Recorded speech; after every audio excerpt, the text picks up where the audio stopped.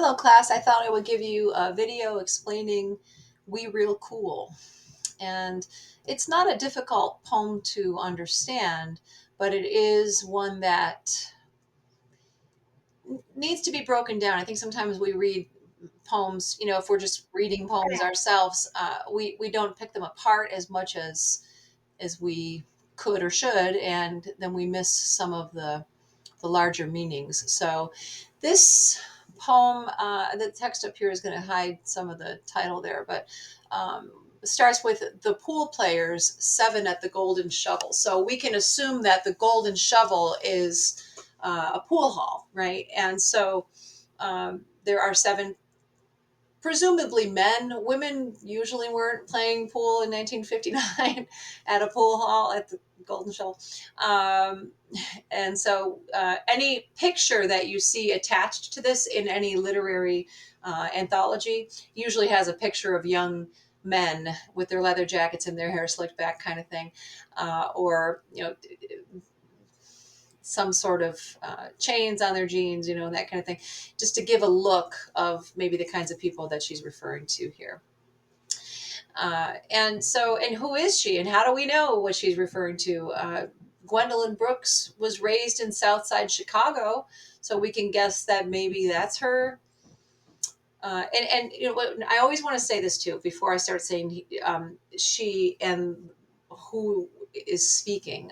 The author isn't always writing about their own lives, right? Sometimes the author is role playing, and if they're role playing, then they're speaking through somebody else. Think of the song Angel from Montgomery. If you've never heard it, you can look it up. It's a pretty poppy blues song that John Prine wrote. John Prine, one of the greatest songwriters ever from America, John Prine, Prine, if you're unfamiliar, wrote that song. And it's from a female's perspective. It's about a woman in her house remembering the love that she had, and make me an angel that flies from Montgomery. Send me a poster of an old rodeo. Just give me something that I can hold on to. To believe in this living is a hard way to go.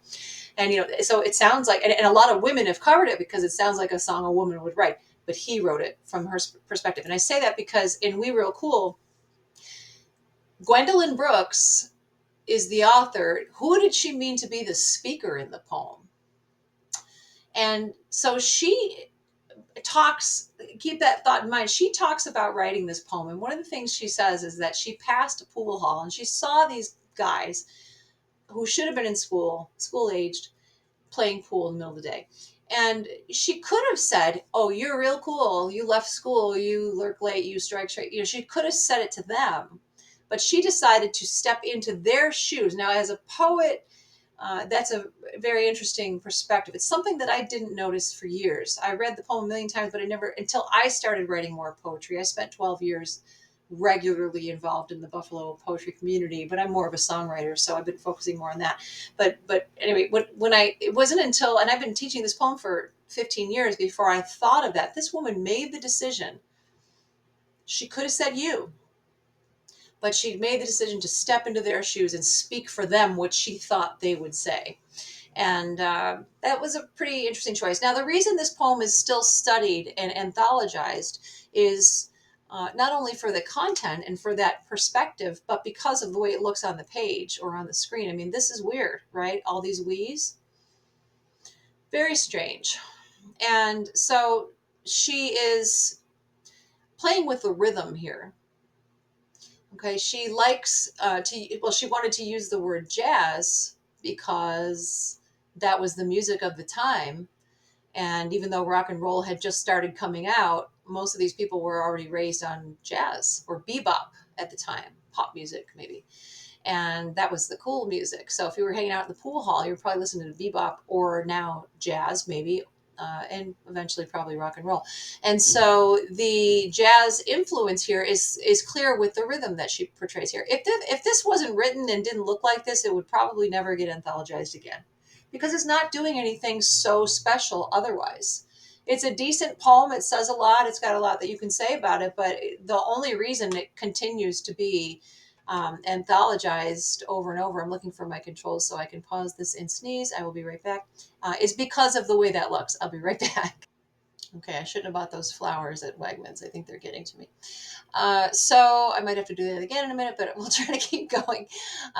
So it's the way it looks, though. When an anthology comes out with a bunch of poems from a bunch of different people from a bunch of eras, what they're looking to publish is stuff that's different. It's poems that did something that the last poem you just read didn't do. And so this one has a layout that's just very unusual. And here she goes again. Okay, I will try to get through this. And so happy spring. So the we's are just weird, but what it's doing, okay, let's get back to that jazz idea, is it's focusing on the rhythm. We real cool, we left school, we lurk late, we strike straight, 1 2 3. I'm not snapping right now. 1 2 3, 1 2 3, 1 2 3, 1 2, and those are jazz rhythms. And so that's what we call form meeting content. The form of the poem is the way it's presented matches the content or what it's about. And it does, because it has that jazz reference. Okay, and so that is very effective and interesting. We would normally just not like the way that looks at all, but it works. Now, notice she does not say we at the end. There's no we after that last line. And I always find that interesting, because she probably had to decide whether to do that or not, because the implication is that these kids who should have been in school are messing around. They're probably going to die young because they're not going to get their lives together. And what kills people more than anything? Poverty. And what is the assumption here? They're not going to school. They're going to be poor. You can decide whether you like that or not, but that seems to be where this is going, right? That we at the end, missing here at the bottom, I think would have been more effective, because if you jazz June, we die soon. That's a good way to end, but I think it would be even more effective if it was we jazz June, we die soon, and that it cuts off like they did die soon. Their lives get cut short. So I'm guessing she had to decide whether to put that last one there or not. Poetic wise, what's poetic about this poem? It does rhyme now and then. These we's make it so that they're not end rhymes. They're not what we call internal rhymes. An internal line is when you have a rhyme that happens on one line. So the Raven has a lot of internal lines because the lines are so long. Once upon a midnight dreary, as I wandered weak and weary. Those have internal rhymes, but this one has, you could call it alternate, but they're rhyming couplets. Rhyming couplets. Two lines is a couplet, right? And cool, school, late, straight, Sinjin, June soon. Um, the lesson for this week is about alliteration. Alliteration where we have beginning consonant sounds that match, and you can see that we have alliteration with lurk late and strike straight, both the STRs, and the jazz June, the J's. Even sing sen because of the S's. Okay, even though they don't rhyme quite as much. But alliteration doesn't have to rhyme; it just have to have the first consonant sounds match. Like she sells seashells down by the seashore, but that's a little too much because then it becomes a tongue twister. But that's an example of alliteration, and that might not be very poetic. It just sounds like a tongue twister. But assonance, ASSONANCE, assonance is where you have vowel sounds that rhyme. So thin gin, the IN and the IN. Okay, so the I. Uh, those are examples of the assonance, and they have to be on the same line. Okay. And so the other that we were talking about that I want to focus on for this poem is diction, the language of the neighborhood. Now, if I said we real cool, I'd sound like an idiot. And I don't want to make it a racial thing, but let's face it, white people speak a little differently than black folks, and maybe Spanish people speak differently. And there's a neighborhood that you come from, and hopefully it's not segregated, but some even mixed neighborhoods, you leave that neighborhood saying certain things. I grew up on the west side of Buffalo. I left there saying use and use guys. I had to get that out of my system that that's what everybody said. Okay.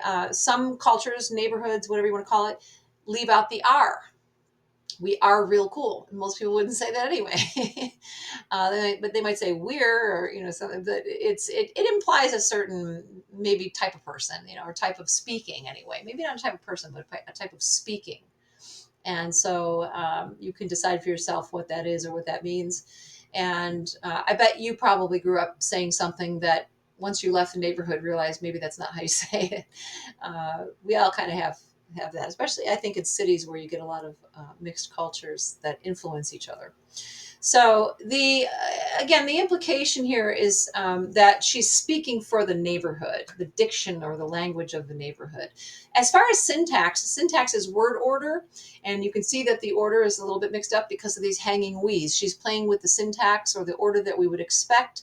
It would be boring if it just said "we real cool." Next line, "we left school." Next line, "we look like," it just wouldn't have much to say, or it wouldn't be interesting enough to have lasted and been publicized or studied as long as it is since 1959. Um, we haven't really talked about the words, but I think it's probably not all that difficult to understand, right? That people maybe feel like they're cool if they're skipping school. They stay out late. Strike straight could be a pool hall phrase. She wants to write using pool hall language, so she says strike straight. The poem even looks like a pool table. It's in a rectangular shape. Kind of interesting, right? So we could make a little more of it if we wanted to. Strike straight, meaning, when you shoot the cue, the stick, whatever you call it, the cue, I believe it is. But that's a very literal interpretation of what that means. It's probably more to do with if a lot of people think that maybe that's a line about a knife fight. There weren't a lot of guns then. When people fought on the street, they either fought like men, as they would say, or they used knives. And if you look at those old movies, the gangster movies, they used switchblades, and they would jab at you. They would stab up. They would strike straight. They would strike straight, not like Psycho with a knife or however else we see, some people stab in the movies. And so that could be relevant to either. And we can make of it what we think. Those are some of the things I've heard. Sing sin, meaning that we celebrate sinning. We sing it through it. We love what we're doing. We love how we're living. And you can't make us feel bad, lady standing there staring at us, wondering what we're doing with our lives. We don't care what you think. Thin gin, well, I don't know about you, but I remember certain times in the neighborhood when nobody I know, of course, but would go get a bottle of gin and thin it out, water it down so that it would last longer. And so you could spread it out. Again, implying maybe a lack of money here. Jazz June. Back then, the word for sex was also jazzing around or making out, as people say, was jazzing around. Partying, which I don't usually use as a verb to party. Maybe there's an 80s stigma to that. It just sounds weird. But to jazz June, we just, June is a time when people are taking exams and finishing school, but we just have a good time. We die soon. Maya Angelou had a quote. She said, "Meaningless deaths follow meaningless lives." And I always kind of think of that when I hear that line, because I'm not going to assume that all these guys are losers just because they're playing pool. But the assumption here seems to be that she assumes that they're going to just keep screwing up. And when you live that way, it's kind of a stupid death. Maybe you get, you're drunk and you end up in the street and you get hit by a car and now you're dead because you stayed out too late. And, if it's a stupid death or due to poverty, you could have done better, then, a meaningless death follows a meaningless life. Meaning that maybe sometimes we get what we ask for in a way. You could decide, so these are some of the things to think about for We Real Cool. And I really like that rhythm that she plays with the jazz in mind. So that's something that you can think about as being effective or not. Again, I in this lesson for this week, I'm hoping to get us to think about.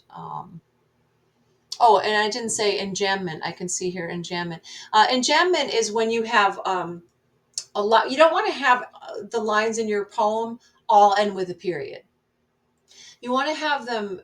Sometimes the I leads to the next line by leaving a sentence trailing off into the next line.